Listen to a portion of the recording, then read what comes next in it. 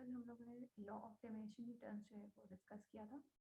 Law of diminishing returns tells us that as we increase the variable input and keep the quantity of the fixed input constant, the output will increase with a diminishing rate. या हम इसको इस तरह से भी कह सकते हैं कि जब हम अपने आउटपुट को इंक्रीज करने के लिए जब लेबर इनपुट को इंक्रीज करते हैं, जो capital with the amount of the fixed input constant, जो आउटपुट है वो कम रेट के साथ इंक्रीज हो रहा होता है, बट कम रेट के साथ इंक्रीज हो रहा होता है. और इन अदर वर्ड्स हम ये कह सकते हैं कि मार्जिनल प्रोडक्ट डिक्रीज हो रही होती है. तो ये इसको हम graphically law of diminishing returns को एक्चुअली हम ग्राफिकली देख सकते हैं कि ये हमारा जो लॉ ऑफ वेरिएबल प्रोपोर्शंस जो है, it can be divided into 3 stages. One of them is law of diminishing returns. ये आपकी stage 2 होती है. Law of diminishing returns actually is law of variable proportions की पूरे law की आपकी एक second stage है. So ये थोड़ा सा समझ लेते हैं कि हमारे law of variable proportions जो है वो किस तरह से हम इसको graphically देख सकते हैं. As you can see यहाँ पे TP, AP और MP कर्व्स आपको गिवन है, और यहाँ पे जब आपका आउटपुट सॉरी इनपुट्स आपके पास 0 होंगे तो नो आउटपुट इज प्रोड्यूस्ड. जैसे जैसे हम वेरिएबल इनपुट को इंक्रीज करें with fix amount of the fix factor, तो आउटपुट जो है वो इंक्रीज हो रहा है. It increases eight an increasing rate firstly. ठीक है, ये टोटल प्रोडक्ट कर्व आपका स्टीपर है. ठीक है, उसके बाद उस पॉइंट पे आके जहाँ पे इसके ये it starts to become flatter, वो पॉइंट जो है आपका it is the end of stage 1. ये स्टेज 1 जो है ये 0 से ओरिजिन से लेके पॉइंट F तक ये स्टेज 1 है, which is called law of increasing returns. ठीक है, ये आपकी इंक्रीजिंग मार्जिनल रिटर्न्स की स्टेज है. इसका क्या मतलब है कि जिस रेशो से हम वेरिएबल इनपुट को इंक्रीज कर रहे हैं उससे ज़्यादा रेशो में आउटपुट जो है वो इंक्रीज हो रहा है. That is why total product curve is steeper है. इस रेंज में आपका टोटल प्रोडक्ट कर्व स्टीपर है. उसके बाद जब हम फर्दर और इसी फेज में हम ये भी देख सकते हैं इंक्रीजिंग रिटर्न्स की फेज में कि हमारे पास जो टोटल हमारे पास मार्जिनल प्रोडक्ट कर्व है that is increasing sharply and average product curve is increasing gradually. ठीक है, बट उसके बाद जब ये हमारी फर्स्ट स्टेज एंड होती है एट पॉइंट F, इसके बाद फर्दर जब हम वेरिएबल इनपुट को इंक्रीज करते हैं with the fixed amount of the fixed input, तो हमारे पास जो टोटल प्रोडक्शन है it increases but at a diminishing rate. This is stage 2 which is law of diminishing returns. ये stage 2 हमारी point F के बाद start हो जाती है, जहाँ पे हमारा जो मार्जिनल प्रोडक्ट कर्व है it is at its maximum, और इसके बाद वो डिमिनिश होना शुरू हो जाता है. इट कंटिन्यूसली डिमिनिशेस, और इस रेंज में फिर एवरेज प्रोडक्ट जो है that is also positive. But यहाँ पर हम देख सकते हैं कि स्टेज 2 के अंदर ही यहाँ पे आपकी क्रॉसिंग हो रही होती है. AP और MP की यहाँ पे इक्वल हो जाते हैं. उसके बाद फिर MP जो है it becomes less than average product. तो ये स्टेज 2 की जो स्टेज है which is considered feasible and possible stage of production, जो कि ज़्यादातर प्रोडक्शन प्रोसेसेस में यही स्टेज हम ऑब्जर्व कर सकते हैं, जो कि मार्शल ने भी डिस्कस किया था. पर्टिकुलरली उन्होंने एग्रीकल्चर में इस स्टेज को जो है वो एक्सप्लेन किया था कि एग्रीकल्चरल प्रोडक्शन जो है it is associated with law of diminishing returns. जितने रेशो से हम वेरिएबल इनपुट को इंक्रीज करते हैं उससे कम रेशो से आउटपुट जो है वो इंक्रीज होता है. तो ये आपकी स्टेज 2 है. And stage 2 ends at the point at which total product is maximum and marginal product is 0. ये वो पॉइंट होता है कि जहाँ पे टोटल प्रोडक्ट इसकी मैक्सिमम के ऊपर हो जाती है, तो स्टेज 2 एंड हो जाती है. यहाँ पे ये वो पॉइंट होता है कि जहाँ जो है वेरिएबल इनपुट काफ़ी ज़्यादा सफिशेंटली लार्ज हो जाता है, और हर एडिशनल लेबर की जो प्रोडक्टिविटी है, एक्स्ट्रा प्रोडक्टिविटी, वो डिक्रीज हो रही होती है, as you can see from the marginal product curve. और यहाँ पे जो है एवरेज प्रोडक्ट भी डिमिनिश होना शुरू हो जाती है, विच मीन्स के पर यूनिट प्रोडक्टिविटी जो है हर वर्कर की वो भी डिक्रीज हो रही है। फिर उसके बाद ये स्टेज 2 जब एंड होती है एट पॉइंट एच के बाद ऑनवर्ड्स स्टेज 3 स्टार्ट हो जाती है, which is called stage of negative marginal returns. ठीक है, ये law of negative marginal returns, ये स्टेज कहाँ से स्टार्ट होती है कि जब टोटल प्रोडक्ट कर्व जो है वो डिक्रीज होना शुरू हो जाता है। Average product curve still decreasing but is positive, marginal product curve इस यहाँ पे नेगेटिव हो जाती है। तो ये वो स्टेज है, stage of negative marginal returns, कि जहाँ पे जो है लेबर बिकम्स सफिशिएंटली लार्ज, इतना ज़्यादा लार्ज हो जाता है in comparison to capital, fix capital, के ये आपका बहुत ज़्यादा हो जाता है कि इसकी एडिशनल प्रोडक्टिविटी जो है कोई नहीं मिल रही होती। ठीक है, यानी इसका मतलब है कि it increases the cost of production of the firm. Firm की कॉस्ट ज़्यादा हो जाते हैं as compare to the production, जितनी प्रोडक्शन हो रही होती है। तो it it is useful for the firm कि वो अपने वर्कर्स को ले ऑफ कर दे, बजाय इसके कि इतने एक्स्ट्रा वर्कर्स को वो यूज़ करे। तो ये उसके कॉस्ट ज़्यादा ऐड हो रहे होते हैं बजाय इसके कि प्रोडक्टिविटी ऐड होने के। तो ये 3 स्टेजेस हम इस डायग्राम के थ्रू देख सकते हैं। यहाँ पर हम एक चीज़ यहाँ पे ये भी नोटिस कर सकते हैं कि स्टार्ट में जब हमारी इंक्रीजिंग रिटर्न्स की स्टेज है, जहाँ पे वेरिएबल इनपुट कम है और हमारा फिक्स्ड इनपुट की quantity as compare to variable input ज़्यादा है, तो यहाँ पे जैसे जैसे हम वेरिएबल इनपुट को ज़्यादा करते जाएंगे, हमारा जो है कैपिटल वो आपका ज़्यादा इंटेंसिवली यूज़ होना शुरू हो जाता है, ज़्यादा एफिशिएंट वे में यूज़ होना शुरू हो जाता है, जिसकी वजह से प्रोडक्शन जो है वो that increases more proportionately। तो इसी वजह से कर्व जो हिस्ट्री पर है।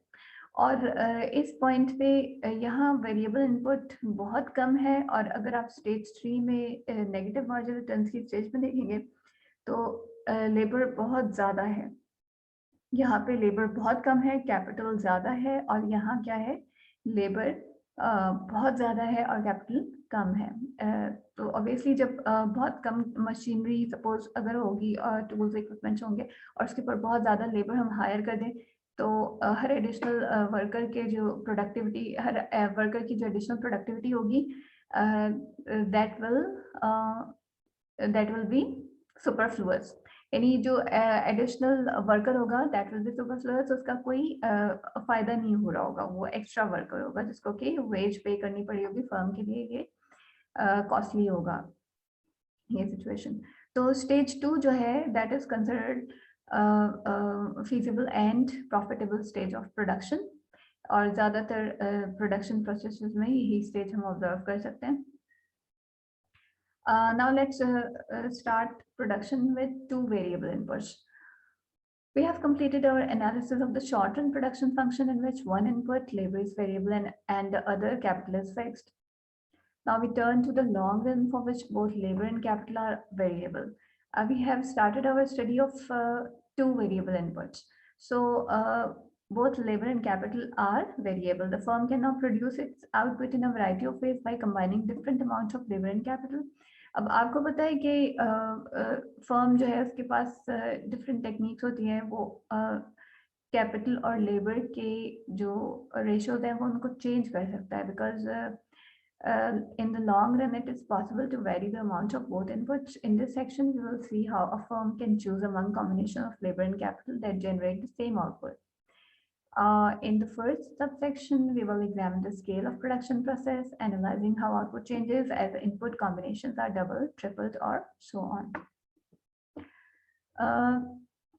अब यहाँ हम देख सकते हैं कि firm can produce output by combining different amounts of labor and capital. कोई भी फर्म जब कोई प्रोडक्शन कर रही होती है तो वहाँ पे वो यही ऑब्जर्व करती है कि ये लेबर और कैपिटल के डिफरेंट, उसके पास पॉसिबिलिटी होती है फर्म के पास कि वो लेबर और कैपिटल के डिफरेंट जो अमाउंट है वो यूज कर सकती है. In the long run, labor and capital are variable. We can look at the output we can achieve with different combinations of capital and labor in table 6.4. इस table में हम ये देख सकते हैं कॉलम वाइज आपको कैपिटल इनपुट जो है उसके अमाउंट्स दिए हुए हैं और रो वाइज आपको लेबर इनपुट के अमाउंट्स गिवन है. यहाँ हम देख सकते हैं कि हमें डिफरेंट प्रोडक्टिविटी या प्रोडक्शन जो है या आउटपुट गिवन है. For example 1 unit of capital और 1 यूनिट ऑफ लेबर से हमें कितनी प्रोडक्शन मिल रही है 20 units. If we change this, अगर हम कैपिटल इनपुट को फिक्स रखें और लेबर इनपुट को ज़्यादा कर दें तो हमें कितनी यूनिट्स मिल रहे हैं 40 units. If we keep capital fixed at 1 unit और लेबर को हम 3 कर दें हमें कितने यूनिट्स मिल रहे हैं 55 एंड सो ऑन. ठीक है, इसी तरह से हम क्या भी कर सकते हैं कि हम कैपिटल इनपुट्स को इंक्रीज कर सकते हैं और लेबर इनपुट को फिक्स कर सकते हैं. तो उससे हमें कितनी प्रोडक्टिविटी मिल रही है हम ये देख सकते हैं.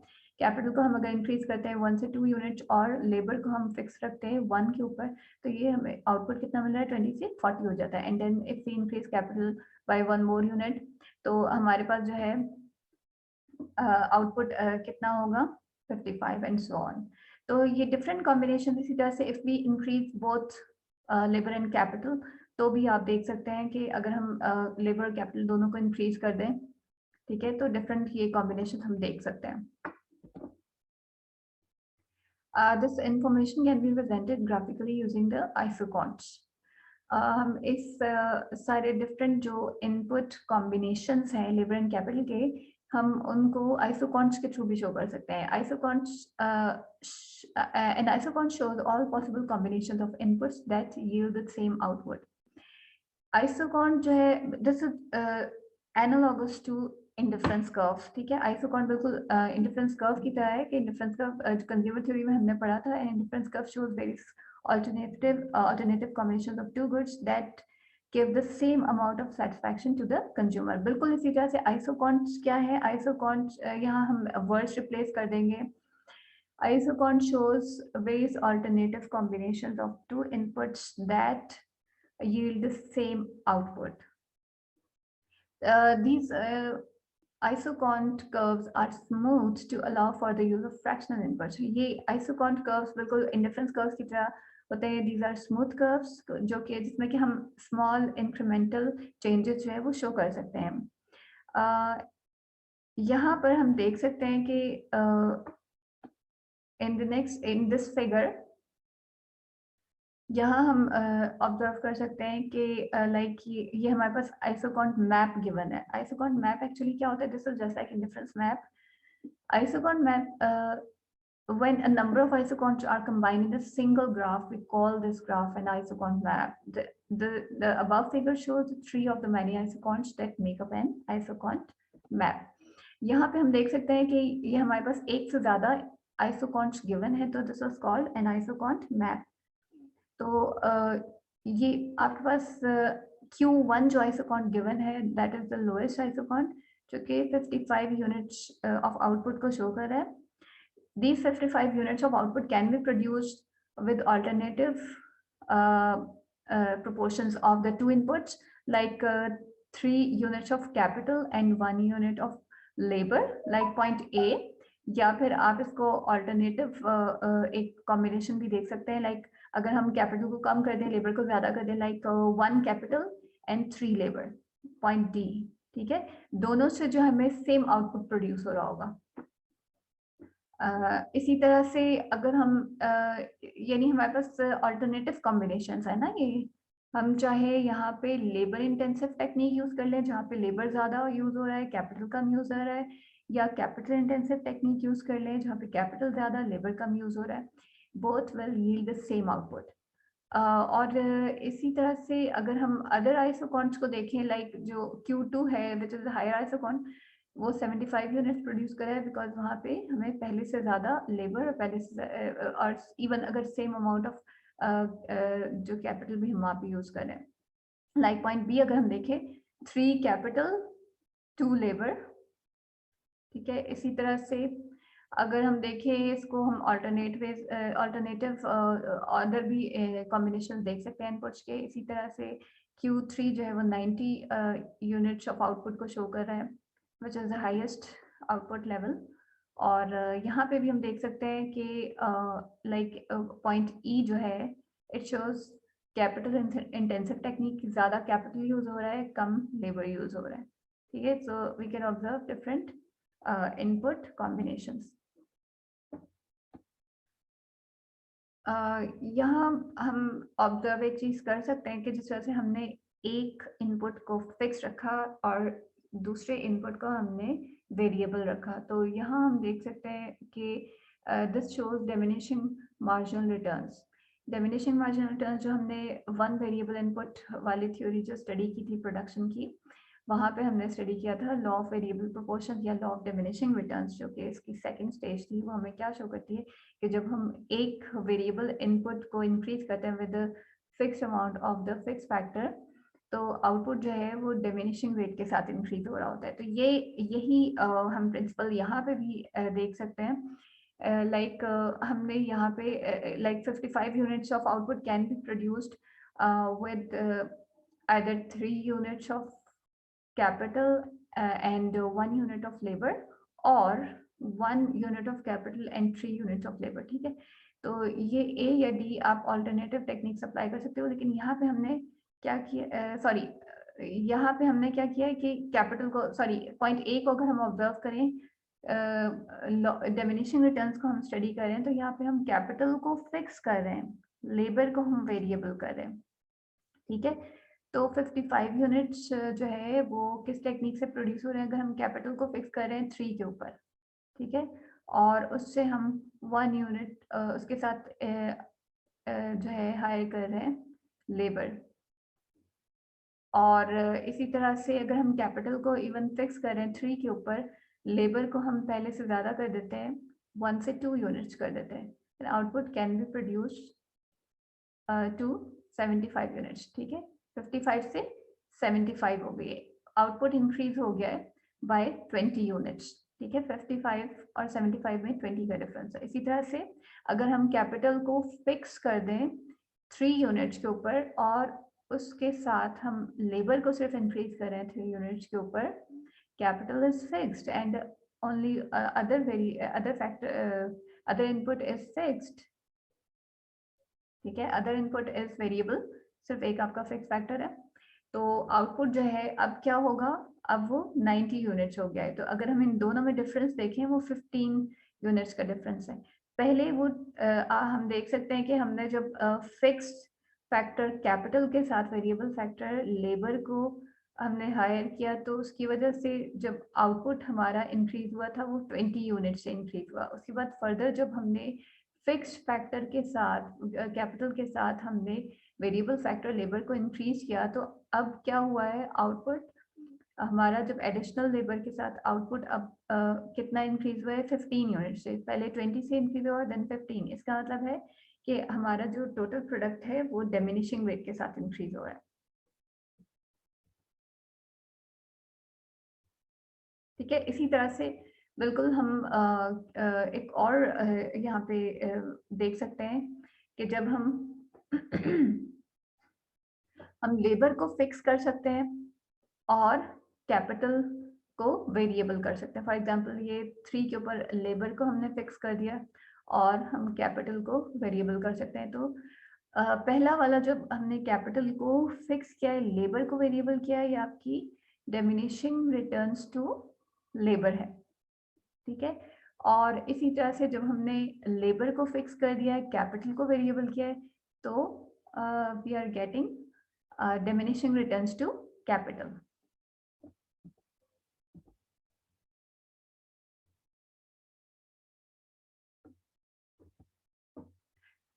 यहाँ पे हम देख सकते हैं कि the firm can apply input flexibility in its production.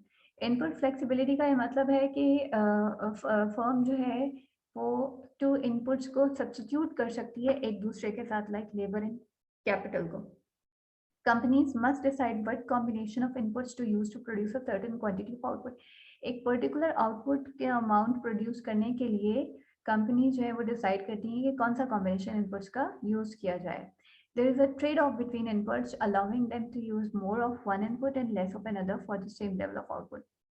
Obviously हमें पता है कि फर्म के जो कॉस्ट है वो गिवन है, लिमिटेड है ऑब्वियसली, तो it has to face a trade off between using labour and capital. जाहिर है एक अगर इनपुट को वो इंक्रीज करेगी तो दूसरे इनपुट को उसको डिक्रीज करना पड़ेगा for producing the same level of output. यहाँ जब हम सब्स्टिट्यूशन अमंग द इनपुट्स की बात करते हैं तो हमारे पास एक कॉन्सेप्ट आता है marginal rate of technical substitution. This is analogous to the marginal rate of substitution in consumer theory that we discussed. Marginal rate of substitution को अगर आप recall करें, this is the marginal rate of substitution is the rate at which the consumer is willing to exchange the two goods with each other while maintaining the same level of satisfaction. ठीक है, बिल्कुल इसी तरह से marginal rate of technical substitution क्या है? This is the amount by which the quantity of one input can be reduced when one extra unit of another input is used so that output remains constant. ये बिल्कुल उसी तरह से कि firm जो है वो to inputs labour and capital को एक दूसरे के साथ सब्स्टिट्यूट करती है. ऑब्वियसली एक को इंक्रीज करेगी, दूसरे को डिक्रीज करेगी, तो वो एक पर्टिकुलर रेशो के ऊपर इन दोनों का एक्सचेंज करेगी so that output remains the same. So marginal rate of technical substitution can be explained mathematically. इसका formula हम इस तरह से show कर सकते हैं, change in capital input over change in labor input, delta K over delta L for a fixed level of output. इसको हम माइनस साइन से शो कर सकते हैं in order to show कि हमारे पास जो है एक फैक्टर इंक्रीज हो रहा है तो दूसरा डिक्रीज हो रहा है. As labor increases to replace capital, अगर हम लेबर इनपुट को इंक्रीज कर दें और कैपिटल को ऑब्वियसली हमें डिक्रीज करना पड़ेगा. We observe that labor becomes relatively less productive. हम जिस मतलब वेरिएबल इनपुट जो हम ले रहे हैं, यहाँ पे लेबर को हम कंसिडर कर रहे हैं वेरिएबल इनपुट, तो लेबर को जब हम ज्यादा करते जाएंगे तो labour will become less productive. उसकी जो एडिशनल प्रोडक्टिविटी होगी वो डिक्रीज होती जाएगी. Capital becomes relatively more productive, क्योंकि कैपिटल इंटेंसिवली यूज हो रहा है तो उसकी प्रोडक्टिविटी ज्यादा होती जाएगी.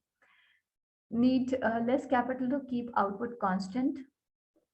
जैसे जैसे हम लेबर को इंक्रीज करते जाएंगे कैपिटल की जरूरत जो है वो फर्म को कम होती जाएगी. Output even output to keep the output constant, capital का जो रेशो होगा एक तरह से वो कम होता जाएगा और लेबर का रेशो इंक्रीज होता जाएगा. It means in simple words हम ये कह सकते हैं कि labour capital ratio is increasing while capital labour ratio is decreasing. And as we increase the amount of labour, isoquant becomes flatter. जैसे जैसे हम राइटवर्ड मूव करते जाते हैं तो आप लोग देखें अलोंग द आइसोकॉन्स, आप लोग देख सकते हैं कि आइसोकॉन्स जो है दे बिकम फ्लैटर. तो यहाँ पे हम देख सकते हैं कि ये आपके पास आइसोकॉन मैप जो है वो गिवन है और negative slope measures the MRTS. ये हमारे पास जो बिल्कुल इंडिफरेंस कर्व्स की तरह, इंडिफरेंस कर्व का जो स्लोप है it is measured by marginal rate of substitution. बिल्कुल इसी तरह से यहाँ पे क्या है, the slope of the isocont measures the marginal rate of technical substitution. यहाँ भी हम देख सकते हैं कि हम उसको ग्राफिकली किस तरह कैलकुलेट हम कर सकते हैं. Because MRTS is equal to change in capital over change in labor. तो यहाँ हम जो है फॉर एग्जाम्पल इस आइसोकॉन्ट Q2 के ऊपर हम किस तरह से MRTS कैलकुलेट कर सकते हैं, लाइक एट दिस पॉइंट. ठीक है, इस पॉइंट पे क्या होगा कि हमारे पास अगर हम इस पॉइंट पे अगर हम देख सकते हैं कि हमारे पास हम एक एडिशनल वर्कर या एडिशनल लेबर हम एम्प्लॉय कर रहे हैं प्रोडक्शन में, 1 से 2 कर रहे हैं. So how many units of capital we will have to forgo. हमें कितने यूनिट सेक्रीफाइस करने पड़ेंगे, 5 से 3. ठीक है, इसका मतलब है कितना होगा हमारे पास MRTS यहाँ पे 5 - 3 over 2 - 1 that is equal to 2. इसी तरह से हम इस पॉइंट के ऊपर भी देख सकते हैं कि we hire 1 more unit of labor, हम 2 से 3 कर रहे हैं तो कितने यूनिट्स हमें फोरगो करने पड़ेंगे कैपिटल के, 3 से 2 के ऊपर हम आ रहे हैं, तो 3 minus 2 is equal to 1 divided by 3 minus 2 is equal to 1। So MRTS यहाँ पे 1 के इक्वल हो जाएगा। इसी तरह से फिर फर्दर आप ऐसे ही फाइंड आउट करते जाएंगे। 2 माइनस 1.25, तो ये आपके पास 2/3 एंड सो ऑन, जितना भी आ जाएगा आपके पास आप इसको कैलकुलेट कर देंगे। तो we can observe one thing कि जैसे जैसे हम लेबर को इंक्रीज कर रहे हैं, कैपिटल को डिक्रीज कर रहे हैं, MRTS is going to diminish.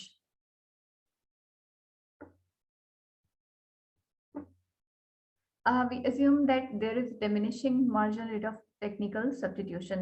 बिल्कुल उसी तरह से जैसे हमने कंज्यूमर थ्योरी में diminishing marginal rate of substitution को स्टडी किया था, यहाँ पे हमारा diminishing marginal rate of technical substitution है। In that case हमारे जो isoconch हैं, these are convex to the origin. ये आपकी diminishing marginal rate of technical substitution को शो करें। Increasing labor in one unit increments from 1 to 5 results in a decreasing MRTS from 1 to 1/2. तो ये आप लोग देख सकते हैं कि हमारा MRTS जो है वो 2 से decrease होता जा रहा है as we move down along the isochron. Productivity of any one input is limited. Productivity obviously limited है हर input की. Diminishing MRTS occurs because of diminishing returns and implies isochron are convex. There is a relationship between MRTS and marginal production of input. अच्छा, यहाँ पे हमारे पास relationship exist करती है between MRTS and marginal product of labor and capital. If we increase labor and decrease capital to keep output constant, we can see how much the increase in output is due to the increased labor. ठीक है, हमें ये easily पता चल सकता है कि अगर हम लेबर को इंक्रीज कर रहे हैं और कैपिटल को हम जो है वो कांस्टेंट रख रहे हैं, हमारे पास लेबर जो वेरिएबल इनपुट है और हम उसको इंक्रीज कर रहे हैं, कैपिटल हम कैपिटल को हम डिक्रीज कर रहे हैं to keep output constant, we can see how much the increase in output is due to the increased labor. Output जो है वो लेबर की इंक्रीज करने की वजह से आउटपुट कितना इंक्रीज हो जाएगा। ठीक है, तो हम इसको मेजर कर सकते हैं कि आउटपुट जो है वो लेबर की इंक्रीज करने से कितना इंक्रीज हो रहा है। Amount of labour increase times the marginal product of labour. हम इस चीज को मेजर कैसे कर सकते हैं? अगर हम मार्जिनल प्रोडक्ट ऑफ लेबर को मल्टीप्लाई कर दें amount of labour increased, MPL into delta L। इसी तरह से हम जो है जिस तरह से हम लेबर को इंक्रीज कर रहे हैं तो ऑब्वियसली हम कैपिटल को डिक्रीज कर रहे हैं, तो कैपिटल को डिक्रीज करने से आउटपुट कितना डिक्रीज हो सकता है, हम इस फॉर्मूले के थ्रू इसको कैलकुलेट कर सकते हैं। So decrease in output from reduction of capital times the marginal product of capital. तो ये हमारे पास रिडक्शन इन कैपिटल, ठीक है, और ये हमारे पास मार्जिनल प्रोडक्ट ऑफ कैपिटल, हम इन दोनों को मल्टीप्लाई करेंगे।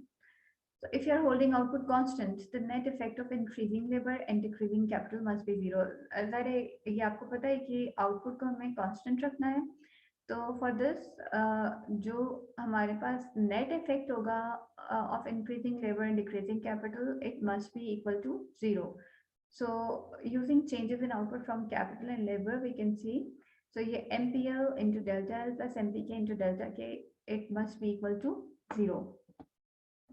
Rearranging the equation, we can see the relationship between MRTS and MPs. हम इस इक्वेशन को rearrange अगर कर दें, MPL into delta L is equal to minus MPK into delta K. So MPL, अगर हम इसको MPL जो दोनों MPL और MPK का रेशो ले लें, MPL ओवर MPK, तो आपके पास जो है ये क्या रेशो राइट साइड पे आ जाएगा, delta L over delta K, and that is equal to MRTS, marginal rate of technical substitution between the two inputs. ये marginal productivity, the ratio of marginal product of the two inputs, labor and capital, is equal to change in labor over change in capital, and that is equal to marginal rate of technical substitution. यहाँ पे हमारे पास जो है to extreme cases जो है वो आते हैं आइसोकॉन्च के, जब हम इनपुट सब्स्टिट्यूशन की बात करते हैं। First one is perfect substitutes and second is perfect complements. So let's discuss perfect substitutes. Perfect substitute आपको पता है कि वो आपके टू सब्स्टिट्यूट गुड्स होते हैं which can be replaced 100% with each other, बिल्कुल आइडेंटिकल ये आपके इनपुट्स हो सकते हैं. So MRTS will be constant at all points on an isocont. In case of perfect substitute isoconts, these will be downward sloping straight lines. As you can see in this figure, या आपके पास isocont map जो है ये straight lines के ऊपर consist कर रहा है.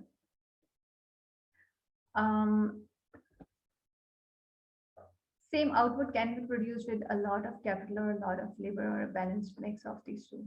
ठीक है, अब यहाँ आप लोग देख सकते हैं कि फॉर एग्जाम्पल Q3 आइसोकॉन्ट के ऊपर सेम आउटपुट हम प्रोड्यूस कर सकते हैं. Q3 आउटपुट हम प्रोड्यूस कर सकते हैं with mostly capital or mostly labor.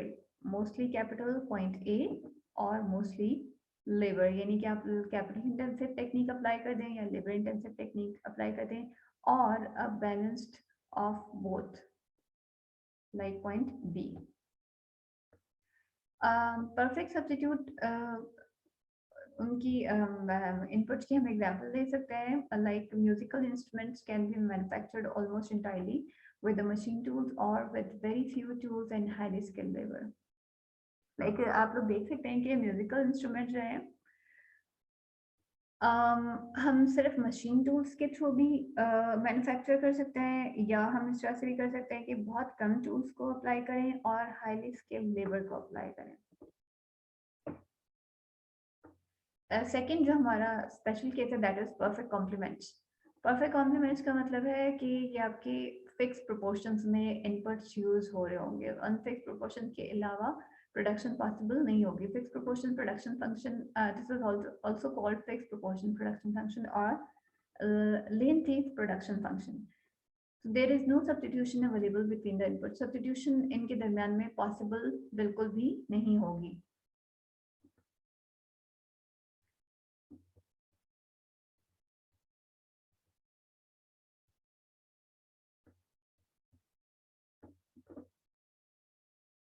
इनके दरम्यान में substitution बिल्कुल भी possible नहीं होगी.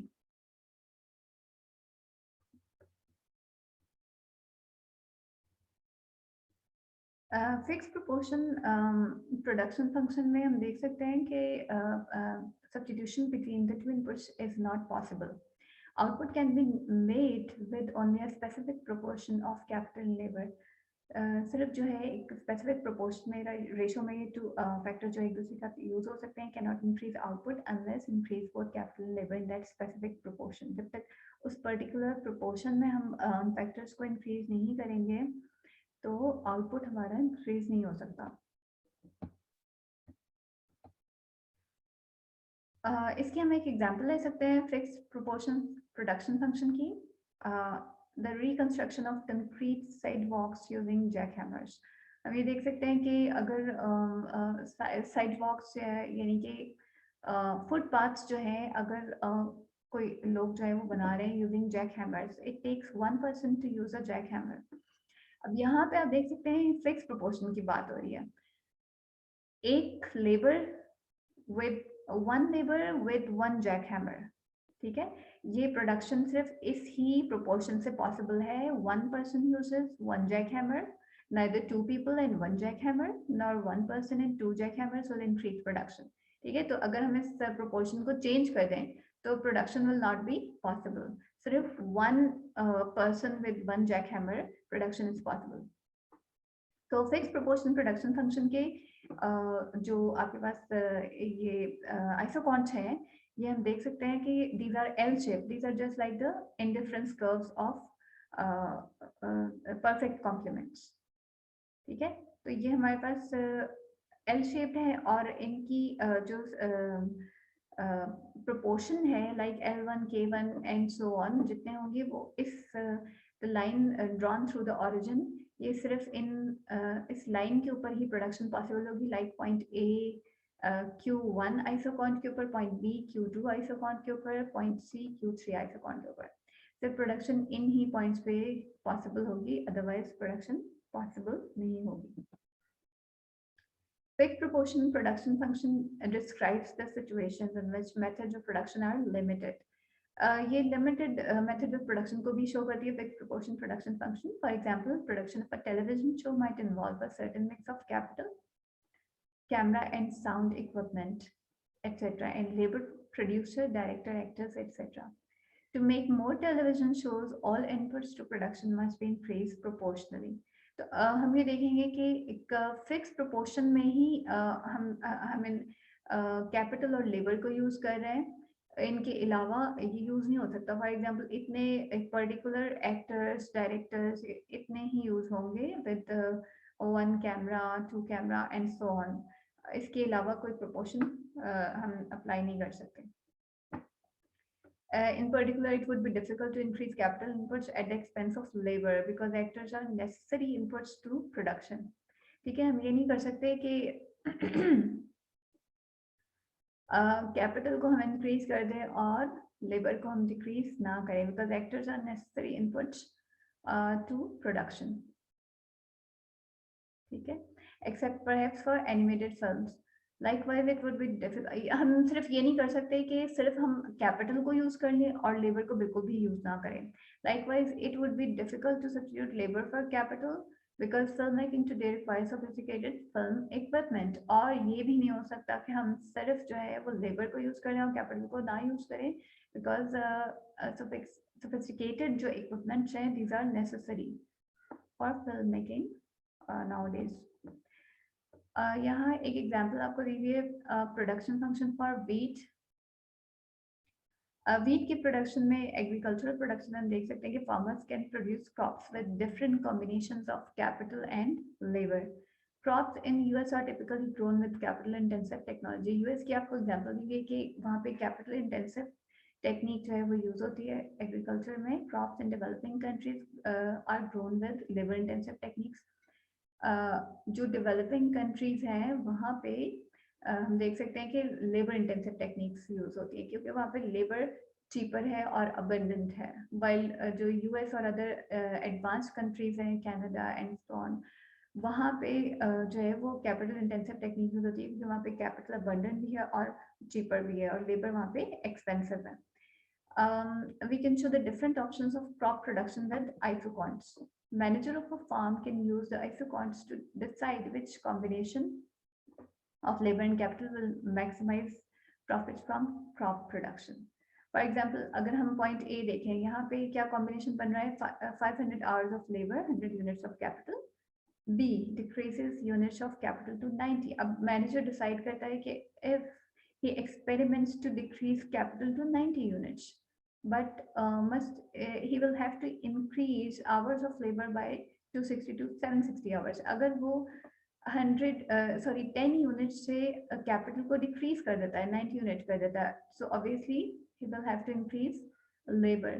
वो labor को फिर 500 से 760 hours के ऊपर ले आता है. This experiment shows the farmer the shape of the isoquant. Obviously आप देख सकते हैं कि यहाँ पे 100 पॉइंट ए के ऊपर 100 कैपिटल और 500 लेबर जो है वो यूटिलाइज हो रहे हैं. अगर उसने मैनेजर ने एक्सपेरिमेंट किया, उसको कैपिटल को कम कर दिया, 90 पे लेकर आ गया और लेबर को ज़्यादा करके 500 760 पे कर लिया, तो ए से बी मूवमेंट में आप लोग देख सकते हैं कि चेंज आ रहा है दोनों में, कैपिटल और लेबर में. तो A जो है this is more capital intensive and B is more labor intensive. ठीक है, so the manager of the farm can calculate the MRTS. ठीक है, MRTS वो calculate कर सकता है किस तरह से? change in capital over change in labor, like 10 over 260. ठीक है, तो ये हमारे पास जो है -10 over 260 is equal to 0.04. And here MRTS is less than 1. When wage is equal to cost of running a machine, more capital should be used. Unless labor is much less expensive, then capital production should be capital intensive.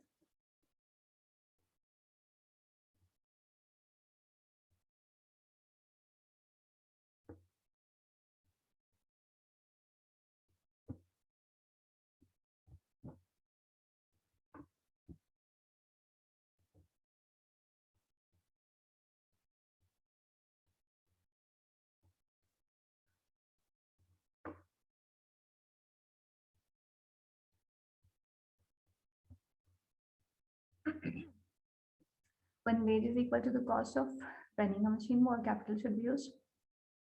तो wage जो है वो that is equal to cost of running machine, तो obviously more capital should be used.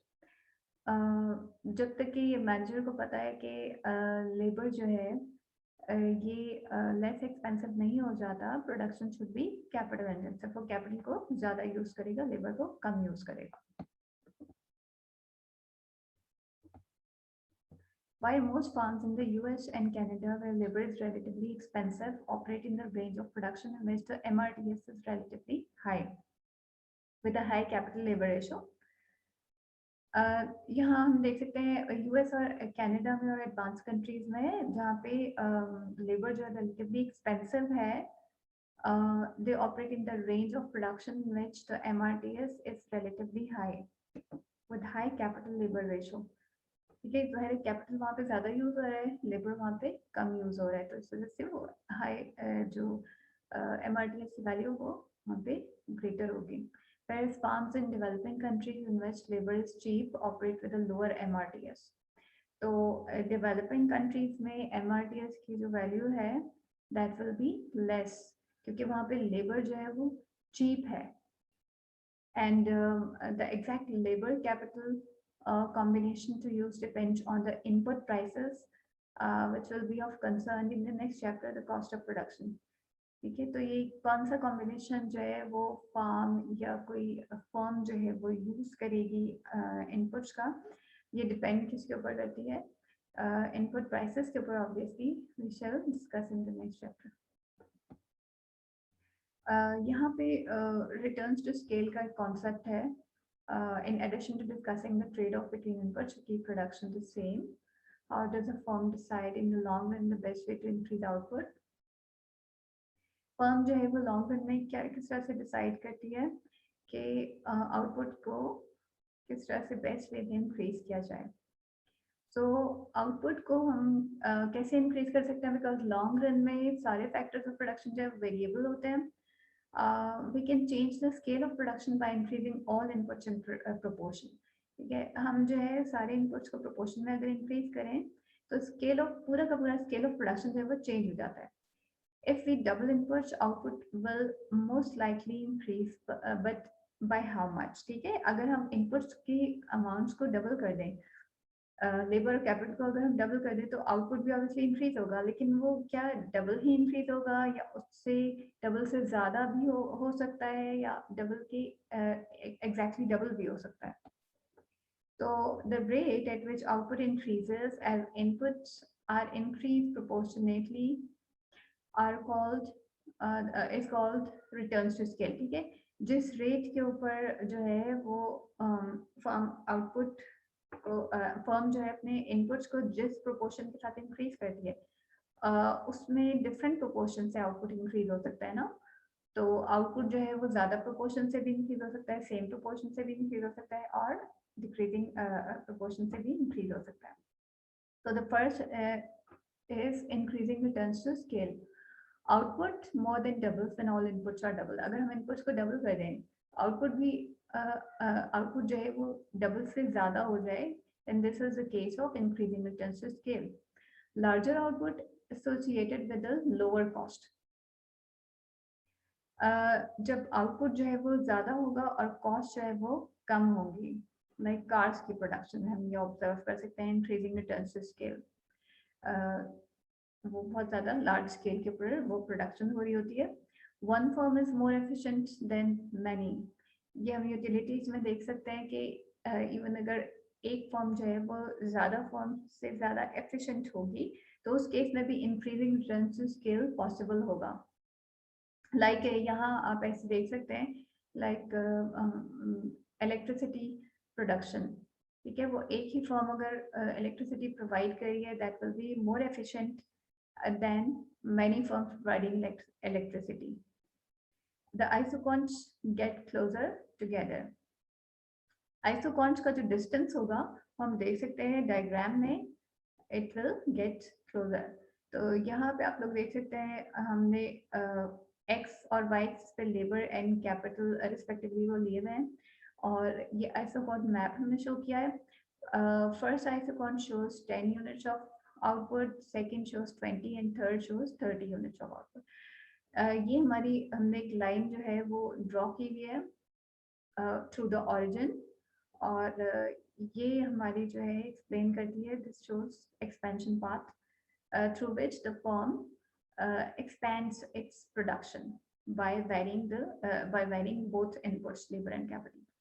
तो यहाँ हम देख सकते हैं कि लाइक अगर फर्म जो है वो 10 यूनिट्स ऑफ आउटपुट प्रोड्यूस कर रही है by this combination 2 capital and 5 labor, it can increase output by increasing the units of labor and capital both.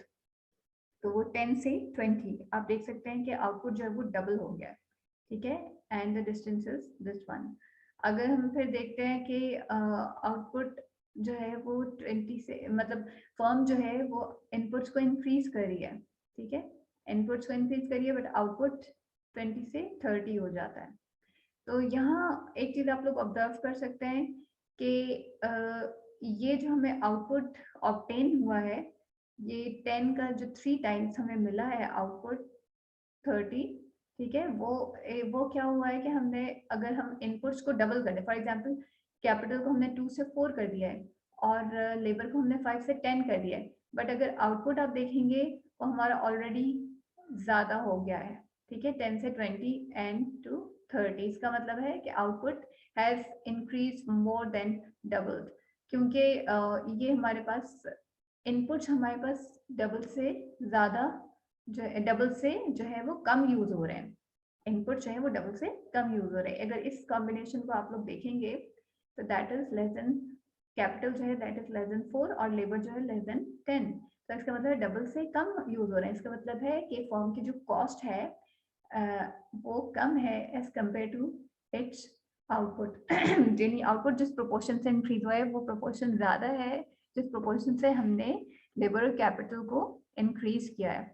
तो इसी वजह से ये जो हमारे आइसोकॉन्स हैं, दीज आर बिकमिंग नैरोवर, ठीक है, इनके दरमियान का जो डिस्टेंस है it is becoming narrower and narrower. आप जितने इसके नेक्स्ट आइसोकॉन शो करते जाएंगे, अगर इंक्रीजिंग रिटर्न्स टू स्केल आप शो करें तो वो डिस्टेंस कम होता जाएगा, ठीक है.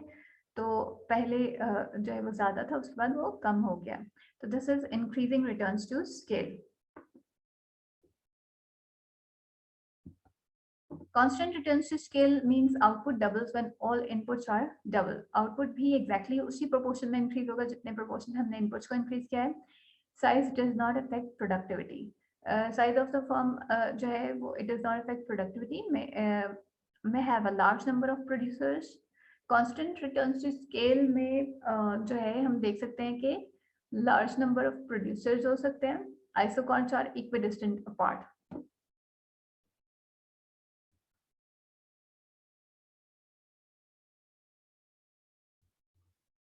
इंक्रीजिंग रिटर्न्स टू स्केल में हम देख सकते हैं कि आइसोकॉन्स जो हैं they move closer to each other. Increasing returns to scale might arise because the larger scale of operation allows managers and workers to specialize in their tasks and to make use of more sophisticated large-scale factories and equipment. यहाँ हम ये देख सकते हैं increasing returns to scale किस वजह से possible हो सकता है कि output increases more than the increase in inputs. ये किस वजह से हो सकता है कि जो है जो मैनेजर्स और वर्कर्स हैं वो अपने टास्क में स्पेशलाइज कर लें. वो जितना ज़्यादा वो काम करेंगे वो उतना ही ज़्यादा स्पेशलाइज हो जाएंगे उसमें, and they can use more sophisticated large scale factories and equipment. The automobile assembly line is a famous example of increasing returns. Automobile जो इंडस्ट्री है वहाँ पे हम increasing returns to scale देख सकते हैं. Constant returns to scale is when output doubles when all inputs are doubled.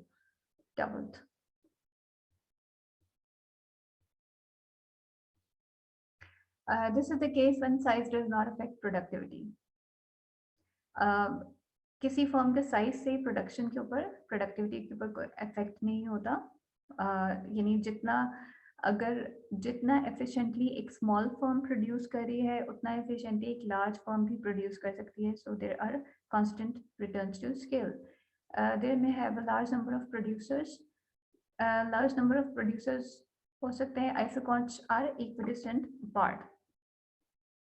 यहाँ इस डायग्राम में आप लोग देख सकते हैं capital along the y axis and labor along the x axis.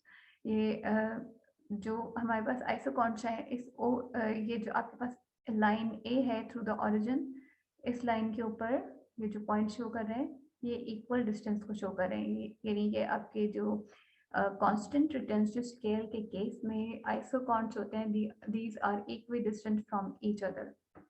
For example, अगर हमारे पास कॉम्बिनेशन 2 कैपिटल 5 लेबर का है, ठीक है, and we want to increase output, तो हम आउटपुट को इंक्रीज करने के लिए अपने इनपुट्स को डबल करें, 2 से 4 करें कैपिटल को और लेबर को 5 से 10 करें, तो आउटपुट जो है that also increases exactly in the same proportion. ये 10 से 20 हो गया, 10 से 20 हो गया. तो यहाँ आप लोग ऑब्जर्व कर सकते हैं. इसी तरह से हम जो है वो 4 से 6 कर दें कैपिटल और ये 10 से 15 कर दें, तो आप लोग देख सकते हैं कि आउटपुट हमारा 20 से 30 हो गया. यानी अगर हम 10 से 3 टाइम्स कर रहे हैं आउटपुट, सॉरी, अगर हम अपने इनपुट्स को 3 टाइम्स करें, 5 से 15 कर रहे हैं, ये 2 से 6 कर रहे हैं कैपिटल, तो ऑब्वियसली हमारा आउटपुट भी जो है वो 10 से 30 हो गया, 3 टाइम्स इंक्रीज हो गया. This is constant return to scale. With constant returns to scale, the size of the firm's operation does not affect the productivity of its factors, because one plant using a particular production process can easily be replicated. क्योंकि अगर एक plant आपका जो है वो production कर रहा है, उसको हम उसी तरह का प्लांट दूसरा रेप्लिकेट भी कर सकते हैं. 2 plants produce twice as much output. For example, a large travel agency might provide the same service per client. एक लार्ज ट्रैवल एजेंसी की हम एग्जांपल लें कि वो लार्ज ट्रैवल एजेंसी भी वही सर्विसेज प्रोवाइड कर रही होती है एक क्लाइंट को, and use the same ratio of capital, office space and labour travel agents as a small agency that services fewer clients. ठीक है, तो वही जो है सर्विसेज प्रोवाइड कर रही होती है एक लार्ज ट्रैवल एजेंसी जो कि स्मॉल एजेंसी फ्यूअर क्लाइंट्स को प्रोवाइड कर रही होती है. तो ये कांस्टेंट रिटर्न्स टू स्केल की एग्जांपल है. और हमारा लास्ट जो है decreasing returns to scale, output less than doubles when all inputs are doubled. This is the case के जब हमारा जो हम अगर इनपुट्स को हम डबल करते हैं तो आउटपुट हमारा लेस देन डबल होता है. It is because of decreasing efficiency with large size की वजह से efficiency जो है inputs की वो decrease हो जाती है because of reduction of entrepreneurial abilities. Entrepreneurs हैं, they become less efficient. Isoconch become farther apart. इस diagram में हम देख सकते हैं कि हमारे पास अगर हम inputs को double करें like 2 से 4 और ये labor को 5 से 10 करें, output हमारा आप देख सकते हैं वो लेस देन डबल हो रहा है. वो लेस देन डबल क्यों हो रहा है? क्योंकि ये इनका डिस्टेंस आइसोकॉन्च का वो ज़्यादा है और ये इनपुट्स की हमने डबल कर दिया. तो यानी इसका क्या मतलब है कि कॉस्ट हमारी जो है वो ज़्यादा आ रही है, फर्म की जो है कॉस्ट वो ज़्यादा आ रही है और as compare to its increase of output.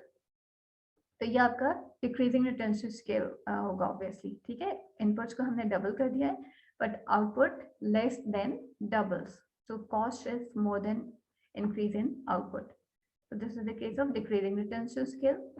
Decreasing returns to scale applies to some firms with large scale operations. हम ये observe कर सकते हैं कि जब large scale के ऊपर firm जो operate कर रही होती है तो एक टाइम आता है eventually difficulties in organizing firms जो है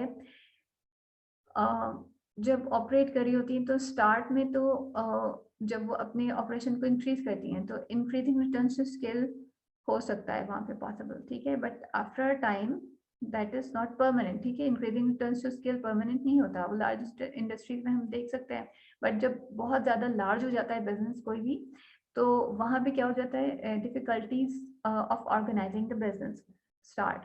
वो डिफिकल्टीज स्टार्ट हो जाती है. Difficulties in organizing and running a large-scale operation may lead to decreased productivity of both labor and capital. Labor और capital की inefficiency arise हो सकती है. Communication between workers and managers can become difficult to monitor as the workplace becomes more impersonal. तो वहाँ पे आप देख सकते हैं ये हो सकता है कि इतनी ज़्यादा large हो गई फर्म के जो managers हैं वो वर्कर्स को जो है सही से सुपरवाइज नहीं कर पा रहे होते, उनके लिए बहुत डिफिकल्ट हो जाता है इतने लार्ज स्केल को देखना, और इसी तरह से कोई कॉन्फ्लिक्ट्स अराइज हो सकते हैं वर्कर्स और मैनेजर्स के दरमियान में. So decreasing returns to scale is likely to be associated with the problems of coordinating tasks and maintaining a useful line of communication between management and workers. तो particularly ये इस management mismanagement और miscommunication की वजह से भी large scale production की वजह से भी ये decreasing returns to scale possible हो सकता है. So this is about returns to scale. I hope you have understood the topic.